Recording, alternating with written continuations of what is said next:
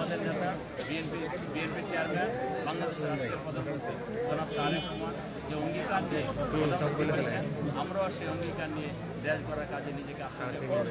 তবে আমি একা চাইলেই সমাজ পরিবর্তন করতে পারবো না, আপনাদের সকলের সহযোগিতা আমাদের সকলের দরকার হবে। এবং আমি কিন্তু বারবার বলেছি, আমি সর্বস্তরে আপনাদের সহযোগিতা চাই।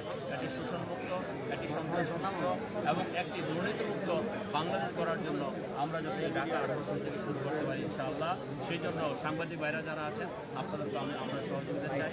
আজকে সোশ্যাল মিডিয়ায় যারা কাজ করেন, এখানে অনেক সোশ্যাল মিডিয়ার কর্মীরা আছেন, আপনাদেরকে অনুরোধ করব যেখানে ভালো সেখানে আপনারা অ্যাপ্রিসিয়েট করবেন এবং যেখানে খারাপ আমাদের যেখানে খারাপ হবে আপনারা আমাদেরকে যৌক্তিক এবং গঠনমূলক বিরোধিতা করবেন বা আমাদের বিপক্ষে কথা বলবেন, কিন্তু অতিরঞ্জিত কিছু যাতে না হয় সেদিকে আমি আপনাদেরকে দৃষ্টি আকর্ষণ করব।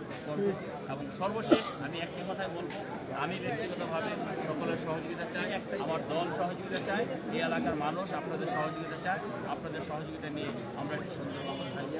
আজকে এই আন্তর্জাতিক মাতৃভাষা দিবসে এটাই হোক আমাদের অঙ্গীকার, কারণ আমরা আন্তর্জাতিক মাতৃভাষা দিবসে যেমন জীবন দিয়েছি, আমরা স্বাধীনতা রক্ষার জন্য, আমরা গণতন্ত্র রক্ষার জন্য, আমাদের ভোটাধিকার রক্ষা করার জন্য আমরা জীবন দিয়ে আজকে আমরা যা অর্জন করেছি, সেই অর্জন যাতে আমরা সকলে মিলে ধরে রাখতে পারি ইনশাআল্লাহ।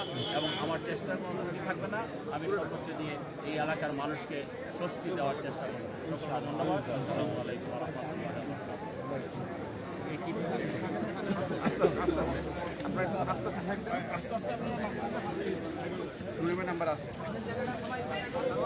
আন্তর্জাতিক মাতৃভাষা দিবস উপলক্ষে এস.এম. জাহাঙ্গীর হোসেন ভাই উত্তরা ফ্রেন্ডস ক্লাব মাঠের শহীদ মিনারে ফুল দিয়ে শহীদের প্রতি শ্রদ্ধা জানালেন। শ্রদ্ধা শেষে এখন জাহাঙ্গীর ভাই বেরিয়ে যাচ্ছে।